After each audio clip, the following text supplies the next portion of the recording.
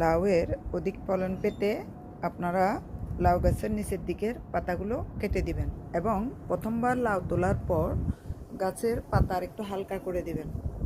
মানে এই যে কচি পাতাগুলো নিয়ে আপনারা খেয়ে ফেলতে পারেন অথবা বয়স্ক পাতাগুলো আপনারা কেটে ফেলে দিতে পারেন, কারণ যারা বাইরে থাকেন তারা অবশ্য কোনো পাতাই নষ্ট করেন না। বয়স্ক পাতাগুলো কেটে গাছের গোড়াতে দিয়ে দিবেন এবং কচি পাতাগুলো নিয়ে আপনারা খেয়ে ফেলতে পারেন, বা কচি ডগা নতুন যেগুলো আসবে এগুলাতে কিন্তু আবার লাউ হবে, কারণ এখন আগস্টের মাঝামাঝি, তো আশা করি সেপ্টেম্বরের মাঝামাঝি পর্যন্ত আমরা লাউ পাবো।